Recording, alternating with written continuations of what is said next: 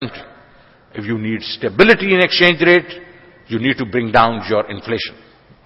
You have to bring down your inflation single digit and low inflation. Only then you will see stability in your exchange rate.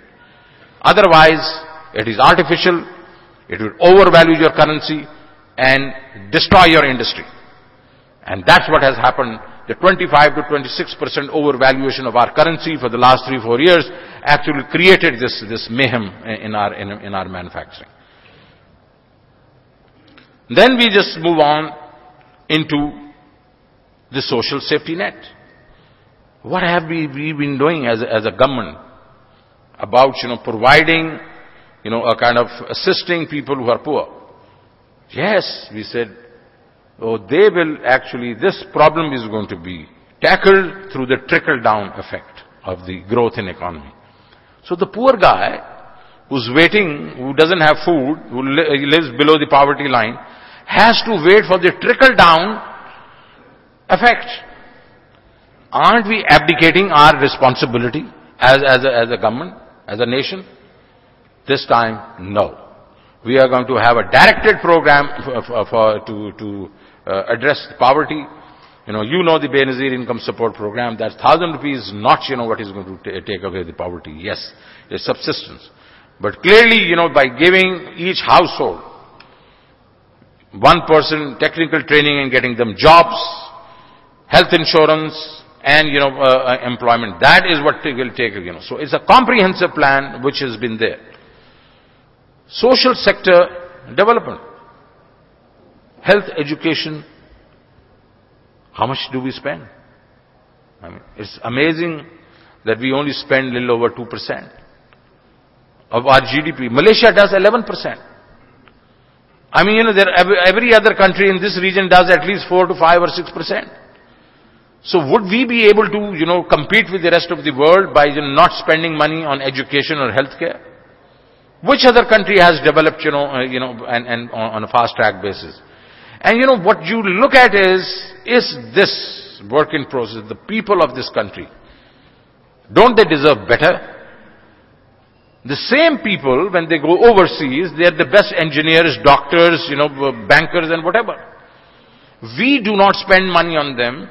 And this kind of, a kind of a resource which we have, we are basically not spending money. So we need to take this 2.5% up to 8 to 10% in the next 4 or 5 years. We must do that. It's, basically everything else will fail if, we do not do that. Then if you look at, in our plan, we have this, the two productive areas, agriculture and manufacturing. And frankly, it's a shame that we had to import wheat.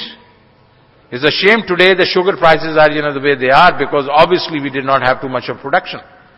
So I think we got to just look at, and there are many areas, I'm not going to dwell on that because this is not the forum. But clearly I think we have to now look at the competitiveness of our industry as well, because unless we do not produce exportable surpluses, we will again be dependent on these multilaterals and others. The energy is a major crisis. Why the hell didn't we plan? And I think it's again a governance fail.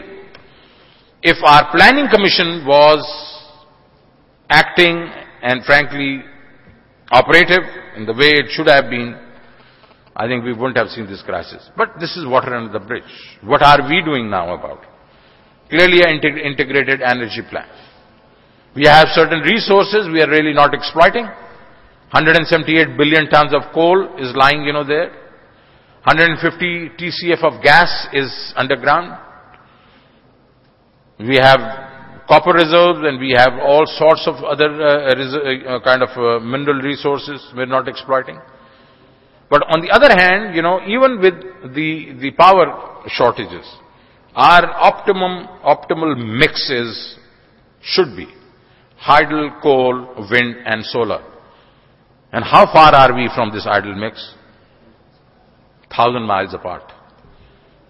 What we are doing is only thermal and gas and some hydel. Only 25% of our, demand is filled by hydel. So we really need to now start working on fulfilling the immediate needs, but working towards our optimal mix. There are capital, markets where you play a role as well. I think we have some successes in the banking sector, but there's no linkage between our capital markets and the real economy, between the stock market and the real economy. I think this is where you have to play a role, which means when we talk about good governance, we also talk about transparency. Transparency in managing our businesses. You as people who really certify the health of these organizations, you should stand up and say, gentlemen, it's not a good practice if the grandfather is the chairman and the father is the managing director and the sons are CFOs and sales directors, etc. This is not how organizations are run overseas. Now start changing yourself. Please, just look at what other good companies do. If you look at all those companies which basically had greater transparency and better managements in our country in the last 7-8 years, whether the banks, telecom companies, and oil and gas and some other cement and some of the other companies which basically were transparent, actually benefited from the stock exchange. So I think more of those, more of the sectors of this economy have to be brought in, and I think the accountants can play an important role over there. We also need to spend on infrastructure. And what are we doing about infrastructure? The government has to build all the roads. The government has to build all the bridges. The government has to build all the ports and everything. Why? I think the world has moved on. The world is saying, let's do a public-private partnerships. And I think we've got to just do that. This is one of the, the visions we have, and frankly, we're trying to act on that. And the last is, as I said, you've got to strengthen institutions. And that is by just doing things, not just saying. I could say whatever I'm saying over here, and if I don't go and just, act on that, that is again is not good enough. Administrative reforms. Government is no longer employer of choice. You have to bring in meritocracy, pay for performance, and accountability, but also bring, their compensations close to the market. Unless we don't do that, unless we do not just, motivate our, administration and bureaucracy, no matter how good the plans we have will not just be implemented properly. I think I wish to call upon the pioneering institutions like ICAP and others in their role promoting financial transparency to come forward and help the government on this. I am grateful to Mr. Shah, Mr. Shabbar Zaidi and others who basically are cooperating with us, working with us to improve these institutions. And I think all of you in your own way can actually do the same thing in your own kind of localities, in the own areas of influence, can bring in good governance. And every step which we take, even if it is a small step, will benefit the country. I thank you all.